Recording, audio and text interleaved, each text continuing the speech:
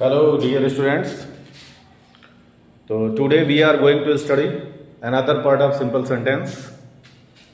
Simple sentence में हम noun और फ्रेज का यूज कैसे करते हैं।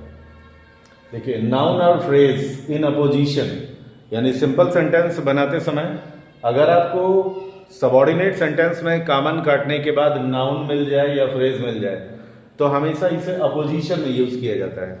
दरअसल नाउन और फ्रेज ये क्या होते हैं पहले तो ये जान लेते हैं।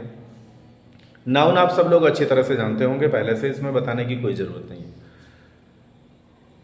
फ्रेज जो होता है, जब कभी भी आप जानते हो एक शब्द किसी नाउन या प्रोनाउन को मॉडिफाई करता है तो उसे एडजेक्टिव कहते हैं। And adjective is the word which glorifies noun और प्रोनाउन। लेकिन अगर एक से ज्यादा शब्द मिलकर किसी नाउन या प्रोनाउन के बारे में बताते हैं तो उन्हें फ्रेज कहा जाता है।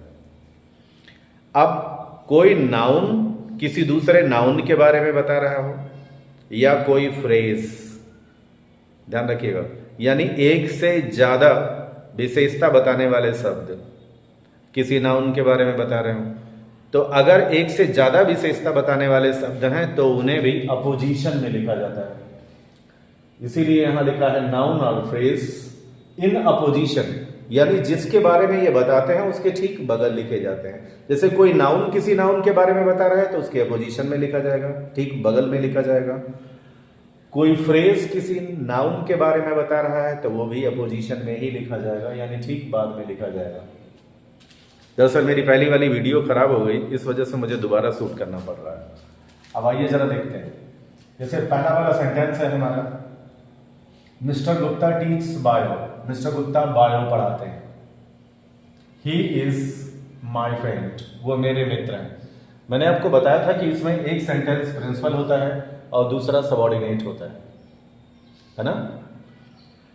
प्रिंसिपल सेंटेंस कैसे पहचानेंगे? दरअसल प्रिंसिपल सेंटेंस वो सेंटेंस होता है जो अपने आप में कंप्लीट होता है या उसका काम पहले होता है। तो जो सेंटेंस कंप्लीट होगा वो प्रिंसिपल होगा, या जिसका काम पहले हुआ होगा वो प्रिंसिपल होगा। और सबऑर्डिनेट सेंटेंस में से कॉमन काटते हैं।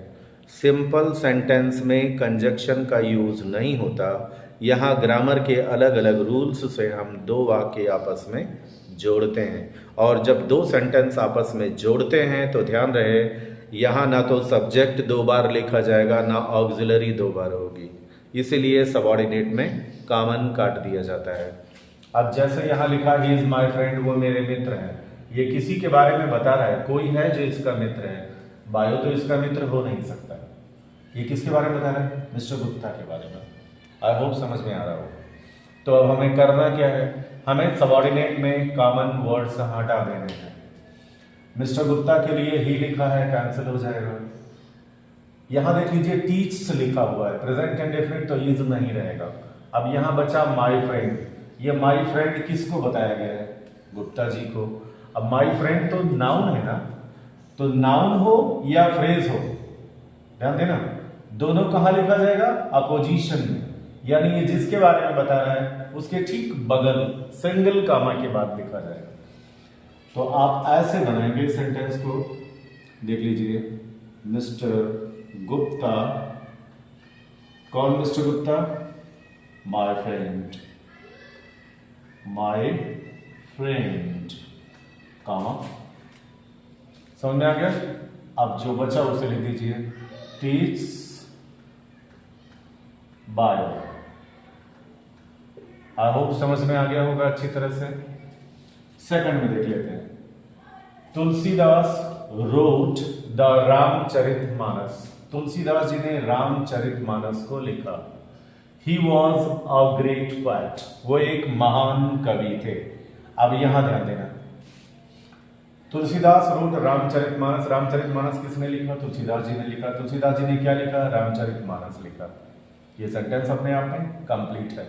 लेकिन रामचरितमानस तुलसीदास जी नहीं है, तुलसीदास खुद रामचरितमानस नहीं है, यानी यहां ये नाउन है जरूर, लेकिन ये तुलसीदास का ना तो नाउन है ना फ्रेज है, उनकी विशेषता नहीं बता रहा है। दूसरे वाले सेंटेंस में देखिए, he was a great poet, वो एक महान कवि थे। ये किसके बारे में बताया गया है? तुलसीदास जी के बारे में, रामचरितमानस के बारे में नहीं। तो यहां भी तुलसीदास यहाँ है, तुलसीदास के लिए ही लिखा है, कैंसिल हो जाएगा। रोट पास्ट इंडेफिनिट टेंस लिखा है, वॉच कैंसिल हो जाएगा। अ ग्रेट पोएट, यही बचा। अ ग्रेट पोएट किसे बताया गया है? तुलसीदास जी को। अब यहाँ ध्यान दें, यहाँ तो नाउन था जिसे आपने अपोजिशन में लिखा, यहाँ फ्रेज है, क्योंकि विशेषता बताने वाले शब्द, ग्लोरीफाई करने वाले वर्ड्स एक से अधिक हैं। अ ग्रेट पोएट, तो इसे भी हम अपोजिशन में लिखते हैं, ये है फ्रेज। तो यहां ऐसे बनेंगे, आप ध्यान दें, तुलसीदास, कौन तुलसीदास? ध्यान दें, अ ग्रेट पोएट,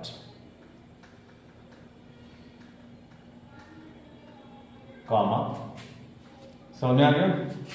बाकी का हिस्सा लिख दीजिए। तुलसीदास अ great poet wrote the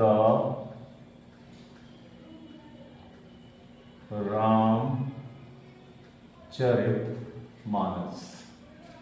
I hope समझ में आ रहा होगा। आइए तीसरा, अब यहां आप देख लें, Lucknow is a beautiful city. Beautiful city किसे बताया गया है? लखनऊ को। तो यहां देख लीजिए, एक तरह से देखा जाए तो फ्रेज यहां मौजूद है। अब ब्यूटीफुल सिटी किसे कहा गया है? लखनऊ को। दूसरे वाले सेंटेंस में देख लेते हैं, it is the capital of UP. ये यूपी की राजधानी है। किसके बारे में बता रहा है ये? लखनऊ के बारे में। अब यहां ध्यान दें, इट और इज तो कैंसिल हो जाएगा, है ना भाई? लखनऊ के लिए इट लिखा है, कैंसिल हो जाएगा। यहाँ इज है, यहाँ भी इज है, दो इज तो रहेंगे नहीं कि इज स्क्वायर लिख दिए जाए। अब द कैपिटल ऑफ यूपी बचा, ये नाउन है, ठीक है? The capital of UP noun है, कैपिटल भी नाउन है, यूपी भी नाउन है, और दो नाउन को जोड़ रहा है ऑफ। अब आपको थोड़ा सा दिमाग लगाना है, ये फ्रेज है और ये नाउन है। आई होप समझ में आ रहा होगा। ये फ्रेज है, ये नाउन है। हम नाउन को अपोजिशन में लिखें या फ्रेज को लिखें, क्योंकि यहां नाउन या फ्रेज दोनों में से एक लिखना होता है। विकल्प हमारे सामने दोनों खुले हुए हैं, लेकिन थोड़ा सा प्रेजेंस ऑफ माइंड यूज कीजिएगा। लखनऊ क्या ब्यूटीफुल सिटी होने के कारण जाना जाता है, या द कैपिटल ऑफ यूपी की वजह से जाना जाता है? Which one is better option? It's you to decide. दोनों में से कोई भी लिखाओगे, मार्क्स मिलेंगे, लेकिन आपका पक्ष स्ट्रांग तभी होगा जब आप बेटर ऑप्शन को चूज करोगे। तो बेटर ऑप्शन यही है, इसलिए ज्यादा बढ़िया रहेगा आप ऐसे लिखें, लखनऊ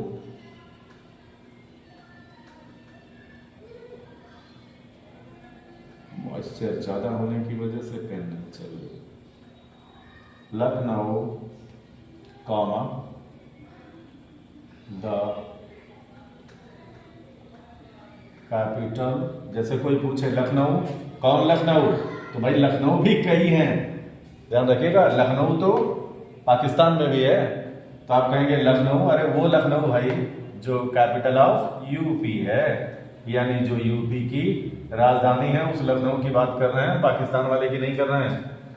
तो Lucknow the capital of UP is a beautiful city. I hope समझ में आ गया होगा। अब लास्ट में आ जाइए, number 4। Kalidas was a great poet. देख लें, Kalidas was a great Sanskrit poet.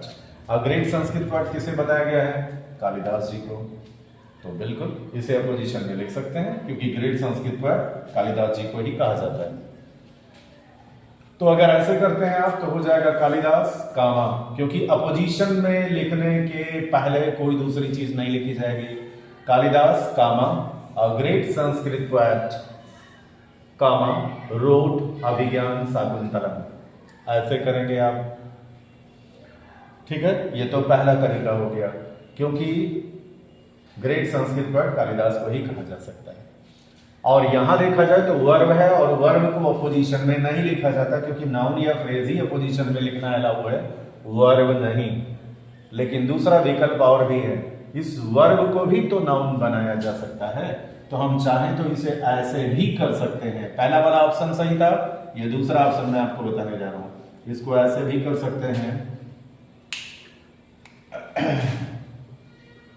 देख लें, कालिदास कामा, समझ में आया? रूट को हम बना लेते हैं नाउन। तो Kalidas the writer of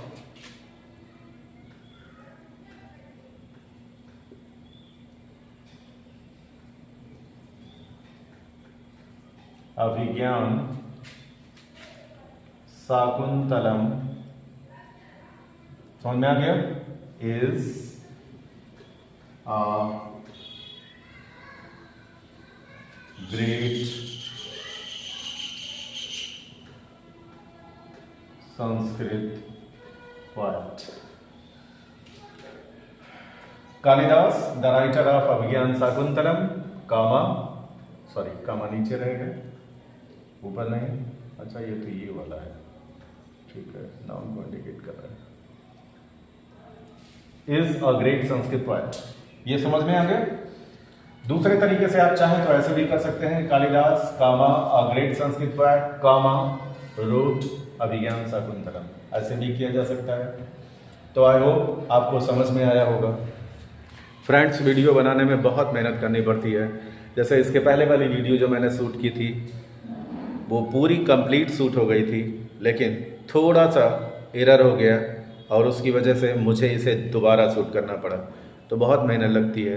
please यार लाइक सब्सक्राइब कर दिया करो, कमेंट्स भी डाल दिया करो तो बहुत अच्छा है।